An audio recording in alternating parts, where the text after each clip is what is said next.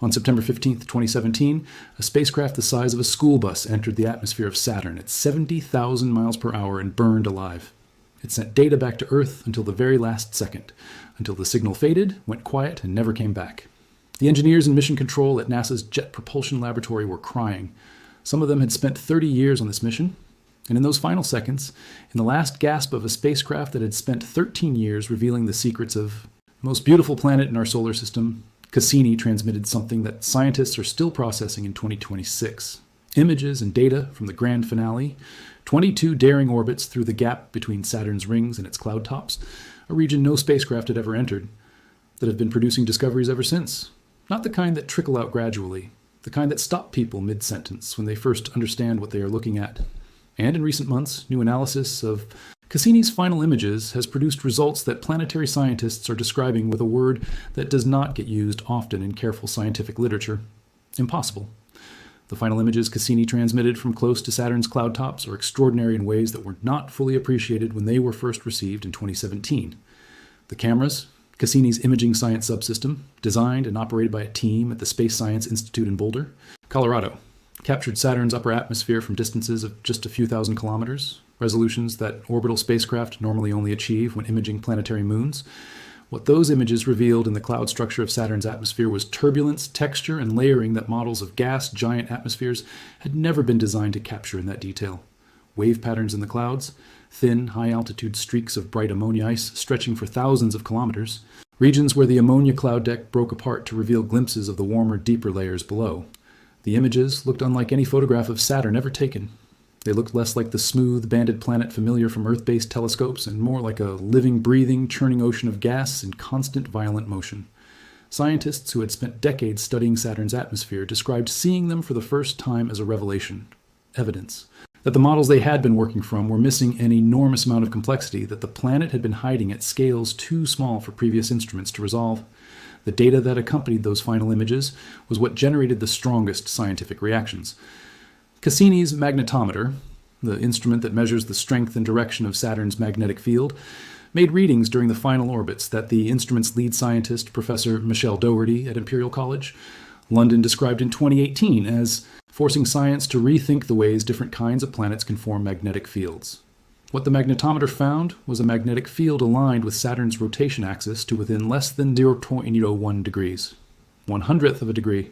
The physics of planetary magnetic fields, the mathematical theory of how rotating conducting fluids generate magnetic fields through dynamo action, predicts that a perfectly symmetric field, perfectly aligned with the spin axis, should not be able to sustain itself. It lacks the asymmetry that drives the current loops maintaining it. Earth's magnetic poles are offset from its geographic poles by approximately 11 degrees. Jupiter's magnetic axis tilts roughly 10 degrees. The tilt is not a quirk, it is a physical requirement. And yet Saturn's field was aligned to within 1/100th of a degree. Either the theory was wrong, or Saturn was doing something inside it that no existing model predicted. 8 years later, both the wrong theory and the unprecedented interior process remain. Possibilities that the scientific community has not been able to eliminate. In April 2026, a new paper published in Nature Communications by researchers at Lancaster University added a fresh layer to this mystery. Analysis of the complete 6-year dataset from Cassini's magnetometer, not just the grand finale readings, but the entire archive of magnetic field measurements accumulated across the mission, revealed that Saturn's magnetic field is not perfectly symmetric after all. It is lopsided. The asymmetry is subtle, smaller than the measurement uncertainties that plagued earlier analysis, but real and confirmed by the statistical weight of the full dataset.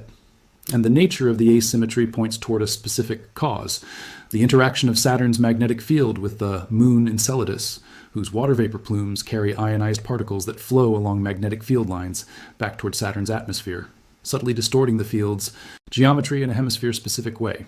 The near-perfect alignment is real. The tiny lopsidedness is also real. And the combination of both. A field so symmetric that theory says it should not exist with a tiny asymmetry that points toward Enceladus is something no model of Saturn's interior predicted. The mystery did not resolve. It became more specific and more strange. Enceladus is the place where Cassini's most profound scientific legacy is still being written. This tiny moon, with a diameter of only 594 kilometers, roughly the distance from London to Edinburgh, contains a global liquid water ocean beneath its ice shell, with hydrothermal vents on the ocean floor, a chemistry that includes every element considered essential for life on Earth, and active geysers that shoot plumes of water vapor and ice particles hundreds of kilometers into space through cracks in the ice. Cassini discovered all of this, but the scientific analysis of what the spacecraft found in those plumes has not stopped. In June 2023, a paper published in Nature confirmed the presence of phosphorus in Enceladus's plumes, the last of the 6 elements considered essential for life, finally detected after years of searching. In December 2023, hydrogen cyanide was confirmed, a molecule that origin of life chemists consider one of the most important precursors for the emergence of biology. And in November 2025, a paper published in Nature Astronomy using reanalyzed Cassini esters, ethers, and nitrogen-oxygen compounds that had never been identified in the plume data before. These molecules are molecular fragments associated with the chemistry of lipids and amino acid precursors. Every year since Cassini's death, the chemical inventory of Enceladus's ocean has become more detailed and more biologically significant. The spacecraft burned up in 2017. Its data is still discovering life's ingredients in a moon it flew past decades ago. The ring rain measurements from the grand finale remain the most practically alarming of Cassini's final revelations. The spacecraft flew directly through the gap between Saturn's innermost ring and its upper atmosphere and measured the material raining down from the rings in real time. Before the grand finale, scientists had estimated that the rings were losing mass to Saturn's atmosphere at a rate of roughly 432 to 2,180 kilograms per second. The direct measurement came back between 4,800 and 45,000 kilograms per second, potentially 100 times higher than the previous estimate. The material was not just water ice. It was complex chemistry, butane, propane, silicates, nanometer-sized dust grains, and more complex organic compounds. The rings were raining organic chemistry onto Saturn's upper atmosphere at a rate that, if sustained, would consume the entire ring system within 100 to 300 million years.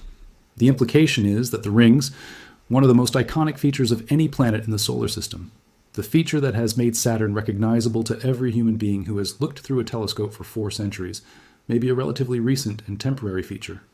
They may have formed as recently as 100 million years ago when dinosaurs were still alive on Earth, and they will be gone within another few hundred million years. Humanity arrived in the history of the solar system at exactly the right window to see them. That realization, that Saturn's rings are not permanent, that we are watching them at one of the brief moments in the planet's 4.6 billion-year history when they exist to be seen, is one of the most emotionally striking things that Cassini's final data revealed. The new radiation belt discovered in the gap between the rings and the atmosphere was one of 11 simultaneous discoveries published in Science and Geophysical Research Letters on October 5, 2018. The belt was completely unexpected. The rings themselves, sitting above the gap, should have been absorbing the energetic charged particles that would otherwise accumulate in that region, preventing any radiation belt from forming. Instead, Cassini found a distinct population of trapped particles in the gap, with energies and intensities that required the gap to act as a particle accelerator in some local electromagnetic process. The mechanism producing this unexpected radiation belt has not been definitively identified even now. It remains one of the 11 discoveries from that paper that are still being worked on by the planetary science community 8 years after they were published. The March 2026 result from the James Webb Space Telescope, which pointed its near-infrared spectrograph at Saturn's northern polar region and produced the first detailed temperature and density maps of Saturn's auroral ionosphere at 10 times the spatial resolution of Cassini-era instruments, revealed the feedback loop that explains Saturn's most persistent mystery about its apparent rotation rate. Saturn's aurora heats the upper atmosphere. That heating drives winds. Those winds generate electrical currents. Those currents sustain the aurora. The aurora heats the atmosphere again. A self-sustaining planetary heat engine, powered by the interaction of Saturn's own magnetic field with the solar wind continuously cycling.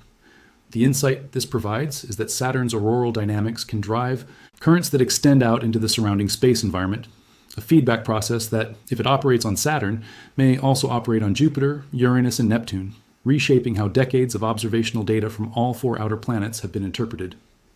What Cassini accomplished across its mission, from its arrival at Saturn in July 2004 through its planned death in September 2017, was a scientific achievement that the planetary science community continues to mine 9 years after the spacecraft ceased to exist.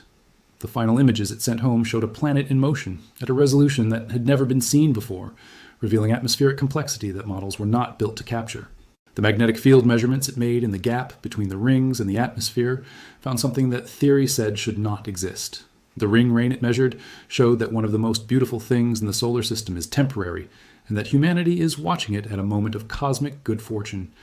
And the data from its flybys of Enceladus, still being analyzed, still producing papers, still finding new chemical complexity in a moon the size of England, is building the most detailed scientific case ever assembled that the conditions required for life exist somewhere in our solar system beyond Earth. The spacecraft died at 4:55 a.m. Pacific time on September 15, 2017. Its work did not. The deep atmosphere gravity measurements from Cassini's final orbits produced one of the most counterintuitive results in the mission's history. The gravity field of a planet is shaped by how mass is distributed inside it when you measure a planet's gravity field with extreme precision, as Cassini did by tracking tiny Doppler shifts in its radio signal as it flew. Through the gap, shifts sensitive to variations in Saturn's gravitational pull at the level of fractions of a millimeter per second, you can infer how mass is arranged inside the planet from the surface down to the core. What the gravity measurements revealed was that Saturn's famous atmospheric bands and jet streams, the east-west winds visible at the cloud tops, extend to a depth of approximately 9,000 kilometers below those clouds, roughly half the planet's radius. That is not an atmospheric phenomenon. That is the deep interior being organized by the same forces that drive the surface winds. Previous models had assumed the visible jets were shallow, confined to the outermost layers of the atmosphere. The grand finale. Gravity data showed they reach halfway to the center of the planet. The scale of that revision, from shallow surface feature to planet-deep structure, required that every model of Saturn's interior be rebuilt from scratch. The gravity data also revealed something about Saturn's core that had been debated for decades. Saturn is less dense than water. It is the only planet in the solar system that would float in a large enough bathtub.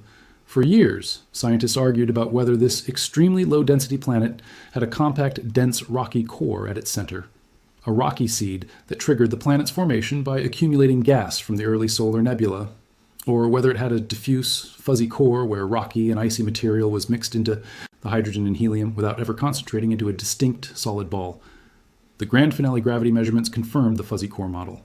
Saturn's core is not a compact solid, but an extended fuzzy region where rock and ice gradually transition into the metallic hydrogen above.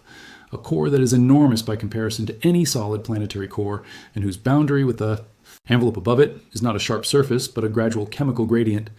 The structure of Saturn's interior is nothing like the textbook diagrams drawn before Cassini flew through the gap. The planet that humanity has been drawing in astronomy books for generations has a hidden interior that looks completely different from every illustration that was supposed to represent it. That is what Cassini's final images and data revealed. And 9 years later, scientists are still working through what it means.